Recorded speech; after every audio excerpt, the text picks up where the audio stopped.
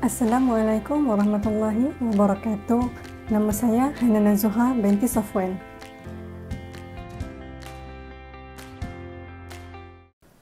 Tahukah anda bahawa sebagai rakyat Malaysia, kita dilindungi oleh satu dokumen yang paling penting negara, iaitu Perlembagaan Persekutuan.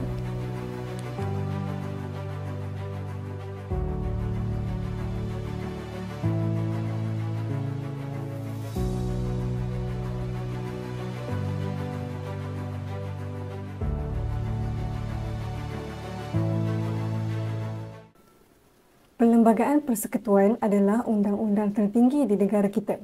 Ia menjadi asas kepada sistem pemerintahan, pembahagian kuasa dan yang paling penting, ia melindungi hak asasi setiap rakyat Malaysia.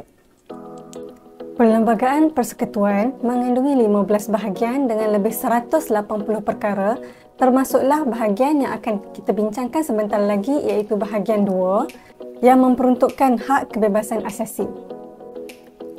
Baiklah, di sini saya ingin memfokuskan kepada 3 perkara utama, iaitu perkara 5, perkara 10 serta perkara 11.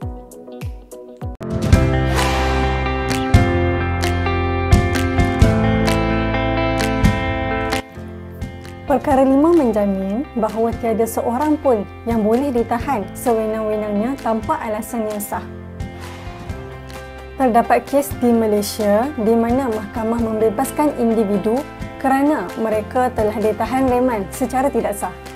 Sebagai contoh, yang telah berlaku pada bulan Mac tahun 2022, Mahkamah Tinggi Shah Alam telah membebaskan 3 lelaki yang ditahan selama 2 tahun di bawah peruntukan pencegahan jenayah kerana didakwa penahanan mereka adalah tidak sah.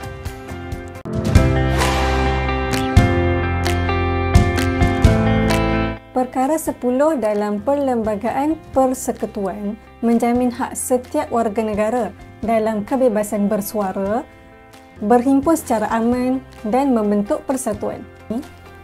Dapat kita lihat dalam era digital hari ini, ramai rakyat Malaysia yang menggunakan media sosial sebagai platform untuk menyuarakan pandangan mengenai isu semasa seperti politik, ekonomi, hak pengguna dan sebagainya. Walaupun kebebasan ini dijamin oleh perlembagaan, ia tetap tertakluk kepada undang-undang demi menjaga keselamatan atau ketenteraman awam, keselamatan negara dan moral masyarakat.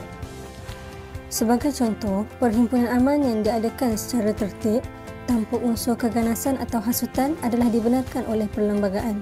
Ini menunjukkan bahawa suara rakyat ada tempatnya, asalkan ianya disampaikan dengan cara yang bertanggungjawab dan beretika.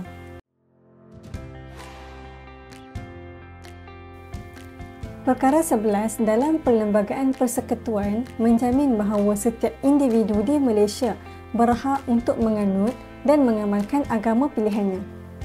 Kebebasan ini merupakan asas penting dalam membina sebuah negara yang aman, bersatu serta mempunyai semangat toleransi yang tinggi. Walaupun Islam adalah agama persekutuan, rakyat dari pelbagai latar belakang bebas untuk mengamalkan ajaran agama masing-masing dengan aman dan terbuka. Kita dapat lihat suasana ini dengan jelas semasa perayaan keagamaan seperti Hari Raya Aidilfitri, Deepavali, Tahun Baru Cina dan Christmas yang diraikan bersama oleh semua kaum dengan penuh hormat dan kemerihan.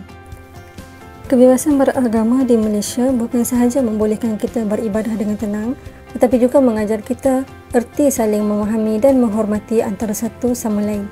Inilah kekuatan sebenar Malaysia, kepelbagaian yang diraikan dan keharmonian yang dijaga bersama. Sebagai rakyat Malaysia, kita sangat bertuah kerana hak asasi kita dilindungi oleh Perlembagaan Persekutuan. Hak kebebasan diri untuk bersuara dan hak beragama bukan sahaja menjadikan kita lebih bebas, tetapi juga lebih bertanggungjawab. Apabila kita memahami hak kita, kita bukan sahaja dapat melindungi diri sendiri, tetapi juga menyumbang kepada sebuah negara yang lebih adil, harmoni dan bersatu. Perlembagaan bukan sekadar dokumen perundangan, tetapi ia adalah janji negara kepada rakyatnya. Mari kita sama-sama menghargai dan lindungi hak kita demi masa depan Malaysia yang lebih cerah.